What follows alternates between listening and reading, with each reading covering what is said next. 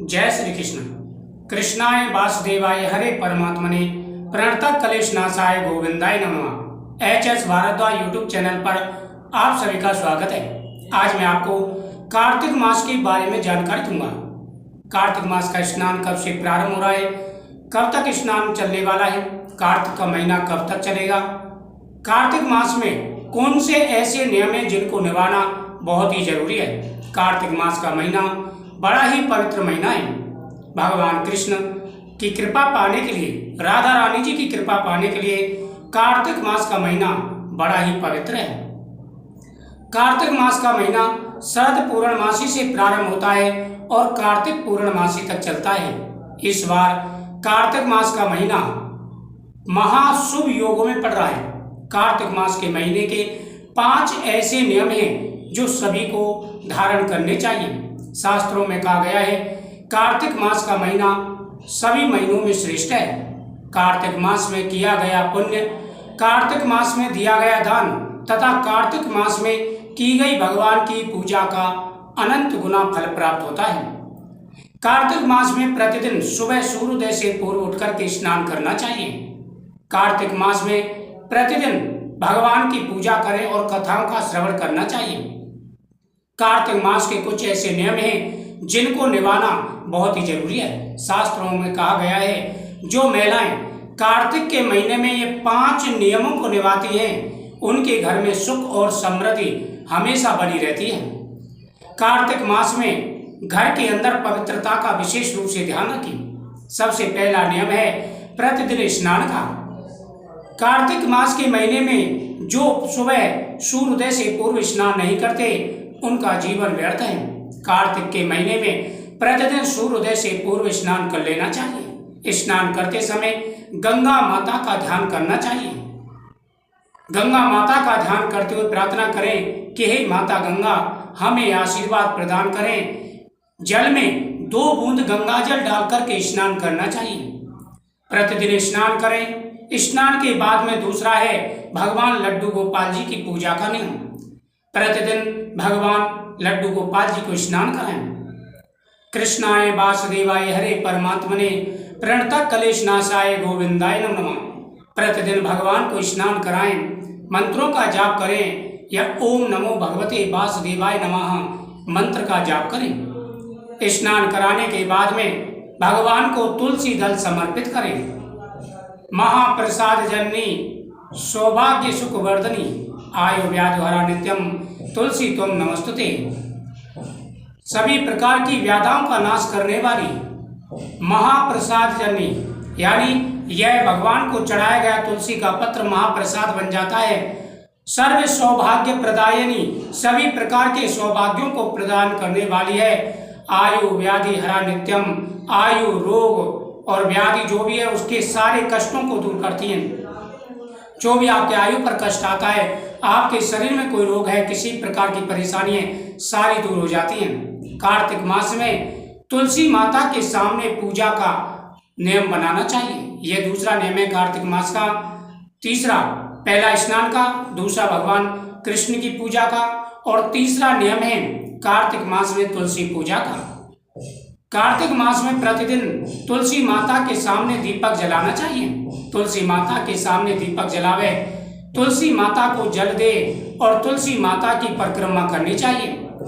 जो भी तुलसी माता की पूजा करते हैं, प्रार्थना करते हैं, तुलसी दल भगवान को समर्पित करते हैं, उन्हें पुत्र धन सुख सौभाग्य सब कुछ प्राप्त होता है।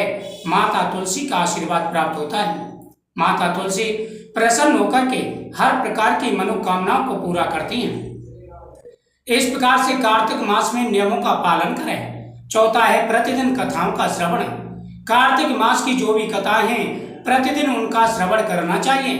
जो व्यक्ति कार्तिक मास में दीपदान करते हैं, प्रतिदिन कथाओं का श्रवण करते हैं, उनके ऊपर भगवान कृष्ण और राधा रानी जी की कृपा बनी रहती है।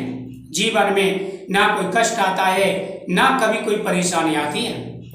कार्तिक मास में आप नियमों का पालन करें। जो नियम मैं आपको बता रहा हूँ ये नियम कार्तिक मास के जरूरी नियम हैं। 5वां है पीपल वृक्ष की पूजा, गौ माता की पूजा, कार्तिक के महीने में जिस प्रकार तुलसी माता का पूजन किया जाता है, उसी प्रकार से पीपल वृक्ष का पूजन भी किया जाता है। पीपल वृक्ष में माता लक्ष्मी, भगवान विष्णु, भगवान शिव और सभी देवी देवताओं का वास कहा गया है। वृक्षराज पीपल की पूजा करने से जाने अनजाने किए गए पापों का नाश होता है, हमारी हर मनोकामना पूरी हो जाती है।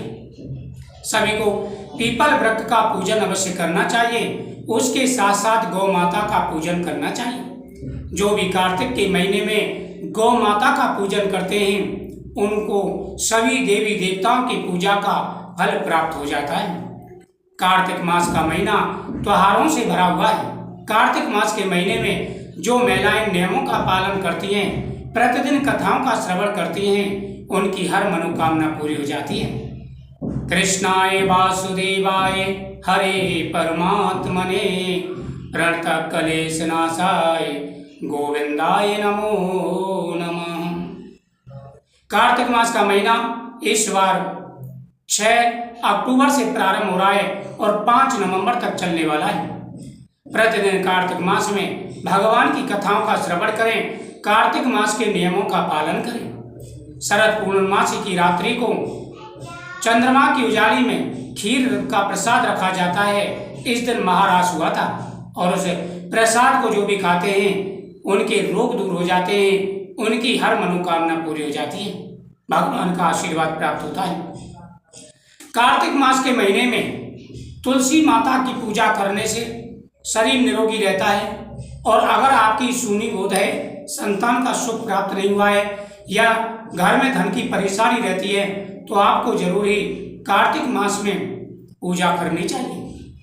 जो व्यक्ति कार्तिक मास में भगवान को आंवला और तुलसी दल समर्पित करते हैं, उनके 7 पीढ़ी तक के पितरों का उद्धार हो जाता है।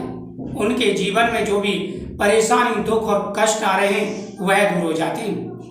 कार्तिक मास में जो प्रतिदिन स्नान करते हैं, उनके सारे पापों का नाश हो जाता है और उनकी हर मनोकामना पूरी हो जाती है। प्रत्येक व्यक्ति को कार्तिक मास के नियमों का पालन अवश्य करना चाहिए। कार्तिक मास के महीने में जो घर में हवन करते हैं, उन्हें हजारों यज्ञों के समान फल की प्राप्ति होती है। कार्तिक मास में अदिति पूजन और दान पुण्य का बड़ा महत्व है। कार्तिक मास में सामर्थ्य के अनुसार दान पुण्य करें, भगवान के मंत्रों का जाप करें, आपकी प्रत्येक मनोकामना पूरी होगी। तो कार्तिक मास का जो स्नान है वह प्रारंभ हो चुका है और यह 5 नवंबर तक चलने वाला है। प्रतिदिन कथाओं का श्रवण जरूर करें, आपकी प्रत्येक मनोकामना पूरी होगी। वीडियो शेयर करें, चैनल को सब्सक्राइब करें। जय श्री कृष्ण।